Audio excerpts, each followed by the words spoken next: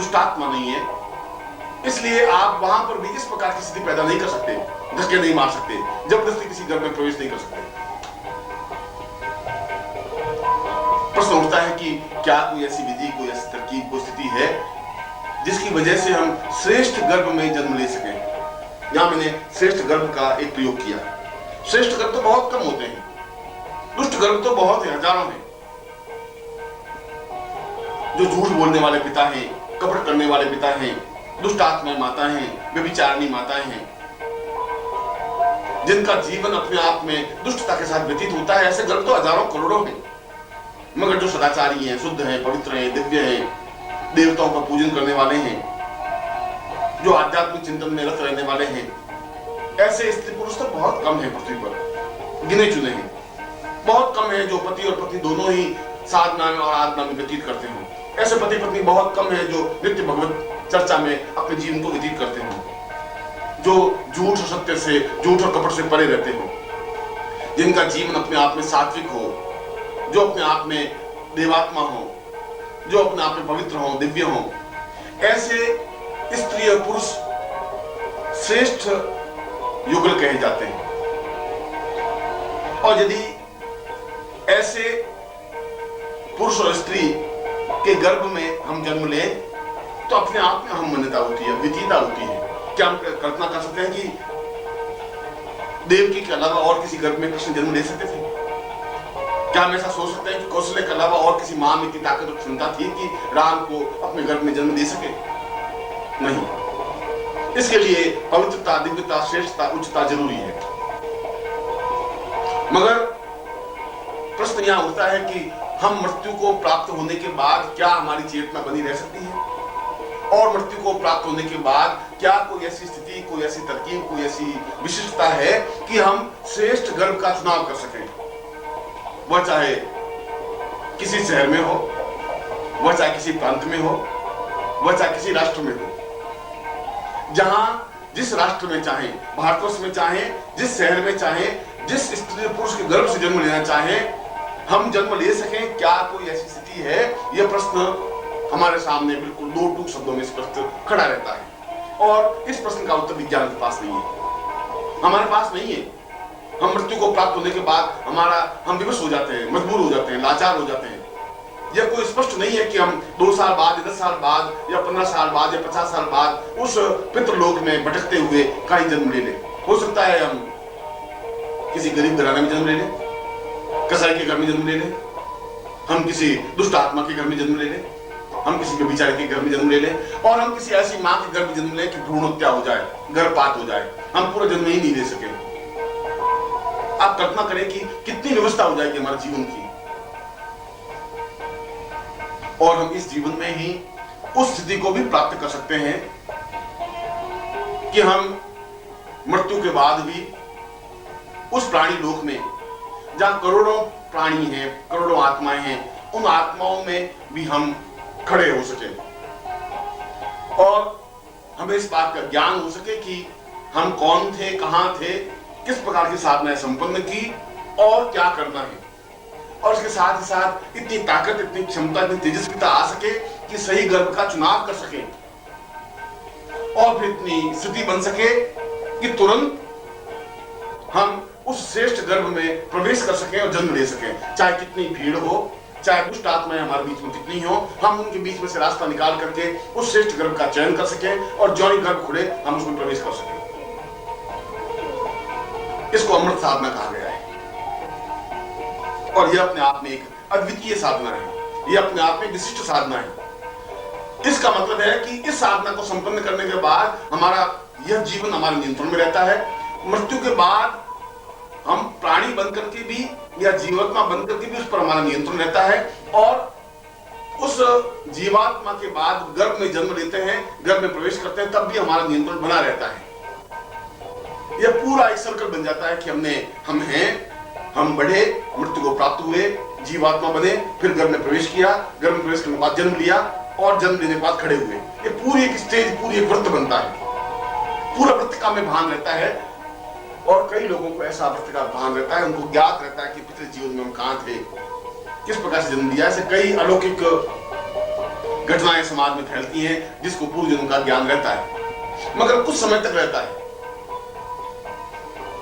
प्रश्न तो यह है कि हम ऐसी साधना को संपन्न करें जो कि हमारे इस जीवन के लिए भी उपयोगी हो,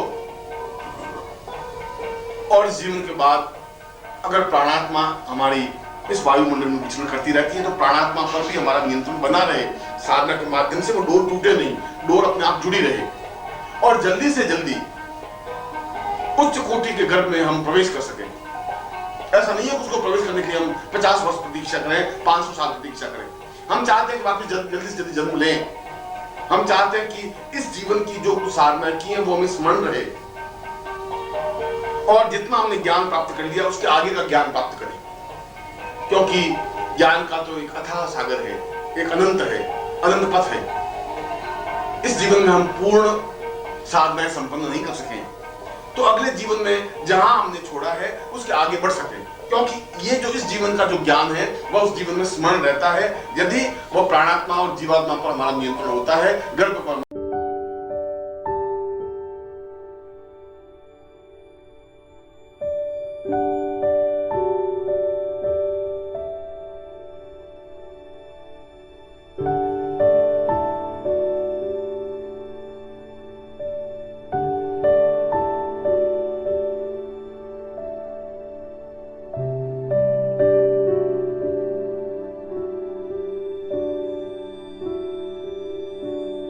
हमारा नियंत्रण होता है, गर्भ में जन्म लेना हमारा नियंत्रण होता है, और जन्म लेने के बाद गर्भ से बाहर आने की क्रिया का हमें नियंत्रण रहता है। इसलिए इस अमृत साधना का भी हमारे जीवन में अत्यधिक महत्व है, क्योंकि अमृत साधना के माध्यम से हम जीवन को छोड़ नहीं पाते, हमारे जीवन पर पूरा अधिकार रहता है। हम जिस प्रकार स्थिति चाहें उस प्रकार स्थिति को प्राप्त कर सकते हैं। प्रत्येक पुरुष और स्त्री को अपने जीवन काल में जब भी समय मिले, जब भी अवसर मिले, अपने गुरु के पास जाना चाहिए। मैं गुरु शब्द इसलिए प्रयोग कर रहा हूं कि जिसको इस साधना का ज्ञान हो वह गुरु हो सकता है। ऐसा गुरु आपका भाई हो सकता है, आपकी पत्नी हो सकती है, आपका पुत्र हो सकता है, यदि उनको इस प्रकार का ज्ञान है। और यदि नहीं ज्ञान है तो जिस गुरु को इस प्रकार का ज्ञान है हम उसके पास जाएं, उनके चरणों में बैठें, विनम्रता से निवेदन करें कि हम उस अमृत साधना को प्राप्त करना चाहते हैं, क्योंकि इस जीवन को तो हम अपने नियंत्रण में रखें ही। इसके बाद हम जब जन्म लें तो उस प्राणात्मा पर और जीवात्मा पर भी हमारा नियंत्रण बना रह सके, और हम जल्दी से जल्दी गर्भ को चुने, श्रेष्ठतम गर्भ को चुने, अद्वितीय उच्च कोटि की मां को चुने, उस परिवार को चुने जहां हम जन्म लेना चाहते हैं, और उस गर्भ में हम जन्म लेकर के एक उच्च कोटि के बालक बन सके। क्योंकि इस साधना से उच्च कोटि के माँ बाप का चयन कर सकते हैं, और यदि हम चाहें कि अमुक माँ बाप के गर्भ से ही जन्म लेना है तब भी ऐसा हो सकता है। यदि हम चाहें कि इस शहर के उस माँ बाप के यहाँ जन्म लेना है और यदि वे गर्भ धारण करने की क्षमता रखते हैं तो वापस उसमें प्रवेश करके जन्म ले सकते हैं। ऐसे कई उदाहरण बने कि जिस माँ के गर्भ से जन्म लिया और किसी कारणवश मृत्यु को प्राप्त हो गए तो उसी माँ के गर्भ से वापस भी जन्म लेने की स्थिति बन सकती है। खैर ये तो आगे की स्थिति है। इस समय स्थिति तो यह है कि हम इस अमृत साधना के माध्यम से अपने वर्तमान जीवन को अपने नियंत्रण में रखें, इस मृत्यु के बाद जीवात्मा स्थिति पर नियंत्रण रखें। हम जो गर्भ चाहें श्रेष्ठतम गर्भ में प्रवेश करें, पूर्णता के साथ प्रवेश करते हुए, पूर्ण गर्भ धारण करते हुए हम जन्म लें, और जन्म लेने के बाद भी इस जीवन का पूर्व स्मरण हमें पूर्ण तरह से रहे, जिससे कि इस जीवन में जितनी साधनाएं की हैं उस साधनाओं को हम आगे बढ़ा सकें। इस जीवन में जिस गुरु के संपर्क में रहे हैं उस गुरु के चरणों में वापस जल्दी से जल्दी जा सके, आगे की साधना संपन्न कर सकें। यह चाहे पुरुष हो, चाहे स्त्री हो, चाहे साधक हो, चाहे साधिका हो, प्रत्येक के जीवन की यह मान्यता है कि वो इस साधना को संपन्न कर सकता है। मैंने अपने इस प्रवचन में 3 साधना को उल्लेख किया: मृत्युर्मा साधना, अमृत साधना और गमय साधना। और इन तीनों साधनाओं को मिला करके मृत्युर्मा अमृतम गमय शब्द विभूषित किया गया है। इसलिए ईशावास्य उपनिषद में और जिस उपनिषद में इस बात की चर्चा है वह केवल एक पंक्ति नहीं है मृत्युर्मा अमृतम गमय, मृत्यु से अमृत्यु की ओर चले जाएं। हम किस प्रकार से जाएं किस तरकीब से जाए, इसलिए इसके तीनों साधनाओं के नामकरण भी इसमें दिए। इसको स्पष्ट किया कि तीनों साधनों को सामंजस्य करना, तीनों साधनों को समझना हमारे जीवन में जरूरी है, आवश्यक है। और हम अपने जीवन काल में ही इन तीनों ही साधनाओं को संपन्न करें, ये हमारे लिए जरूरी है, आवश्यक है। और जितना जल्दी हो सके इस साधनाओं को संपन्न करें, जितना जल्दी हो सके अपने गुरु के चरणों में बैठें, जितना जल्दी हो सके उनके चरणों में अपने आप को निवेदित करें, अपनी बात को कहें, उनको स्पष्ट करें कि हम क्या चाहते हैं। और वह जो समय दे, वह जो परीक्षा ले, हम परीक्षा दें, वह जिस प्रकार से हमारा उपयोग करना चाहे हम उपयोग होने दें, मगर उनके चरणों में लिपटे रहें, क्योंकि हमें उनसे प्राप्त करना है अद्भुत ज्ञान, अद्वितीय ज्ञान, श्रेष्ठतम ज्ञान। बहुत कुछ खोने के बाद बहुत कुछ प्राप्त हो सकता है। यदि आप कुछ खोना नहीं चाहें और बहुत कुछ प्राप्त करना चाहें, ऐसा जीवन में संभव नहीं हो सकता। अपने जीवन को दांव पे लगा करके प्राप्त किया जा सकता है। यदि आप जीवन को बचा रहे हैं, जीवन को बचाते रहे और बहुत कुछ प्राप्त करना चाहें, तो ऐसा संभव नहीं हो सकता। इसलिए इस उपनिषद काल में इस मृत्योर्मा अमृतंगमय से संबंधित कुछ विशिष्ट मंत्रों का प्रयोग किया। यद्यपि इसकी साधना पद्धति अपने आप में एक सरल है, सही है, कोई भी स्त्री और पुरुष इस साधना को संपन्न कर सकता है। यद्यपि इस साधना के लिए बहुत आवश्यक है कि गुरु के चरणों में पहुंचना अनिवार्य है, क्योंकि इसकी पेचीदगी गुरु के द्वारा ही समझी जा सकती है। उनके साथ, उनके द्वारा ही उन मंत्रों को प्राप्त किया जा सकता है। परंतु मैं उन मंत्रों का आपके सामने उल्लेख कर रहा हूं जो मृत्योर्मा, अमृतम और गमय तीनों साधनाओं से संबंधित है। जब नित्य इन मंत्रों को हम एक बार श्रवण करते हैं, तब भी हमारे जीवन की चैतन्यता बनती है, तब भी हम जीवन में उत्थान की ओर अग्रसर होते हैं, तब भी हम ऊंचाई की ओर अग्रसर होते हैं, तब भी हम मृत्यु पर विजय प्राप्त करने की साहस और सक्षमता प्राप्त कर पाते हैं, और तब भी हम उस मृत्यु से अमृत्यु की ओर अग्रसर होते हैं, जहां मृत्यु हम पर झपट्टा नहीं मार सकती, जहां मृत्यु पर हमको दबोच नहीं सकती।